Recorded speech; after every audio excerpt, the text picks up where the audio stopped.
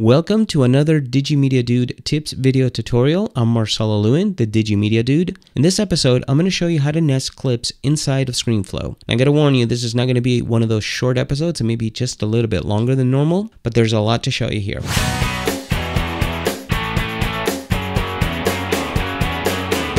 As you can see, here's my ScreenFlow timeline. This is one of my video tutorials that I've done, and I use ScreenFlow for all my video tutorials.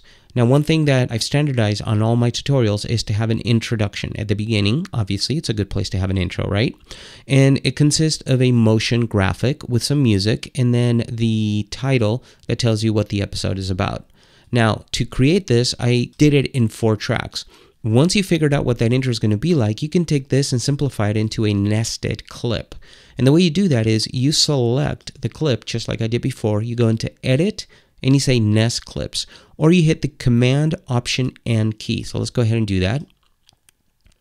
Now notice that it created a nested clip here, and what it's telling me here is that to edit this clip, you have to double click on it. So we're going to click on OK.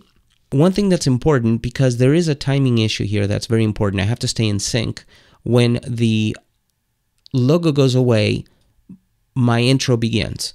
So what I'm going to do is I'm going to make sure that the nested clip is selected. I'm going to go into Markers, Add to Clip, and I'm going to call this Sync, if I can type it, Sync Point. Now I just added a clip. Now why did I do that? Let me show you. I just minimized the track. And I'm going to zoom in a little bit so you can see I can now move this around without worrying that I know that at this point, at the beginning of my voiceover, the motion needs to stop and sync right there because the title begins.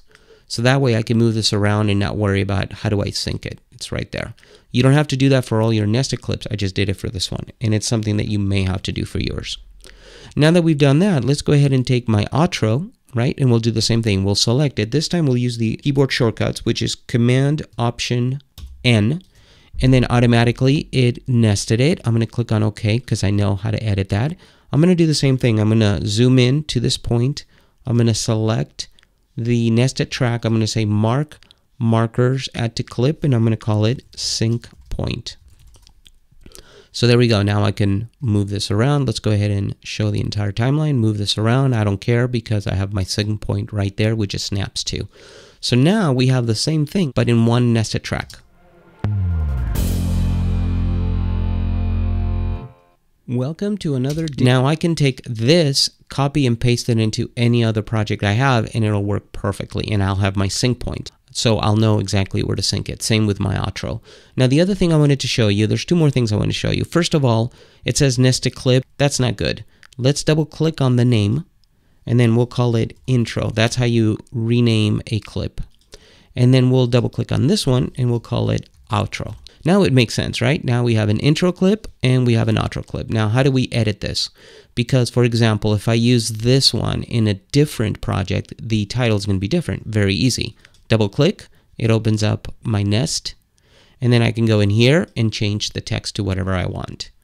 In the timeline, I can go to my outro. Now my outro is standard. There is nothing to change, but I can double click it and you can see there's my outro, there's my intro, and there's my main timeline.